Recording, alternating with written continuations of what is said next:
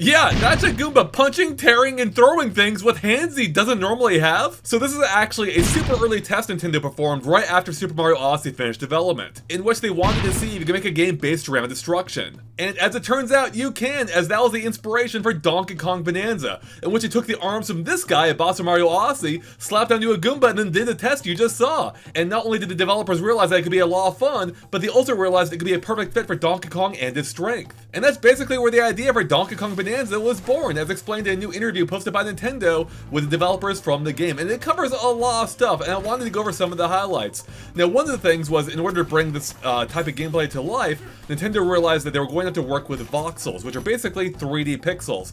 And the fun thing about this isn't the first time they've worked with them, as we had actually already seen them in Super Mario Odyssey, as a couple of levels took advantage of voxel technology in order to make it more interactive. Now the thing is, as the developers explained, they only started implementing it about halfway through Mario Odyssey's development, so they really weren't able to fully capitalize on it then, which they are now doing in Donkey Kong Bonanza. But it is kind of crazy to see an early version of that in a game from 8 years ago.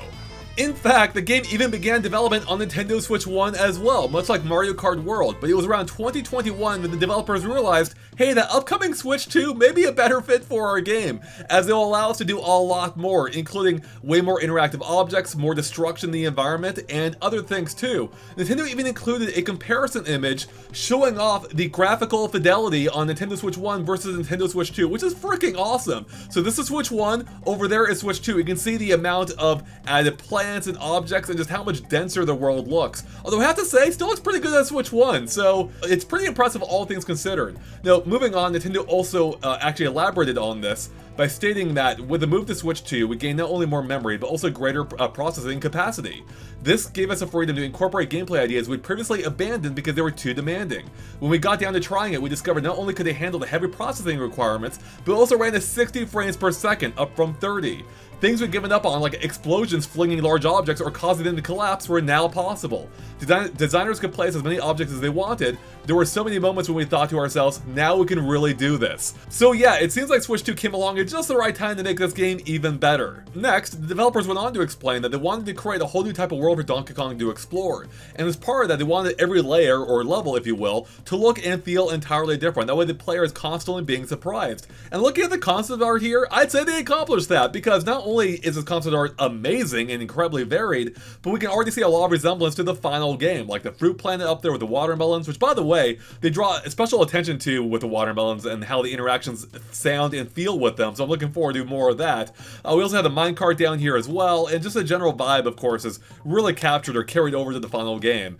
As part of that though, they also touched on this amazing concept art, which the interviewer noted bears resemblance to the original Donkey Kong arcade game and the vibes of Brooklyn, New York. And they asked specifically, how did that come about? So they went on to explain that in Miyamoto's mind, Donkey Kong's world always felt like New York City. When we asked him early on, what is Donkey Kong? He explained that the steel beams and ladders in the original Donkey Kong game were inspired by the neon lights of New York City. Even the star in the O of the logo was inspired by the American aesthetic. He'd go on to state that while the goal was to make the underground world feel entirely different to the surface, they did draw inspiration from Miyamoto's original vision of Donkey Kong by weaving neon colors into the visuals as the key element. We aimed to create something fresh while still evoking the feel of the original arcade game.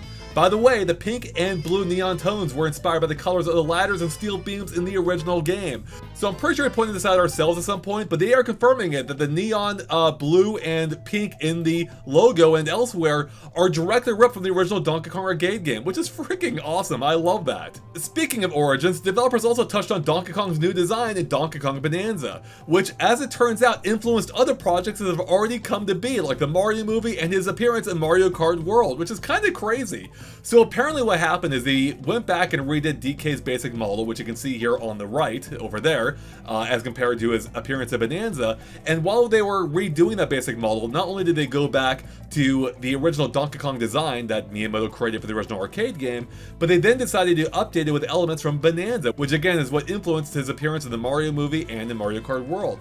They were specifically asked, does that mean that all the recent Donkey Kong designs, including those from the movie and Mario Kart World, have their roots in the original one created by Miyamoto, with elements of Donkey Kong from Donkey Kong Bonanza added to it? And they reply with, that's correct.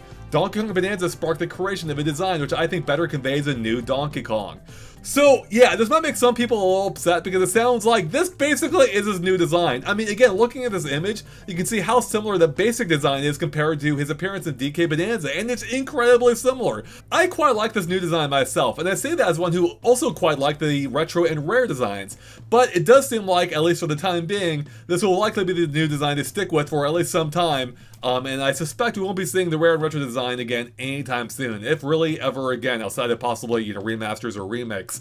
So that might make some people upset, but we'll have to see how things unfold from here. In any case, those are the highlights to me that stood out from the interview. There's of course even more to which I'll link to in the description below if you want to check it out for yourself. It's a good interview, a lot of fun and insightful insights about Donkey Kong Bonanza, and I can't wait to play more of it myself once it's out here in basically a day or two. So with that, thanks for watching, everyone. Stay tuned for more from us on Donkey Kong Bonanza, including us streaming it tomorrow, and plenty more as well, I'm sure. So with that, we'll catch you later. Bye, everyone.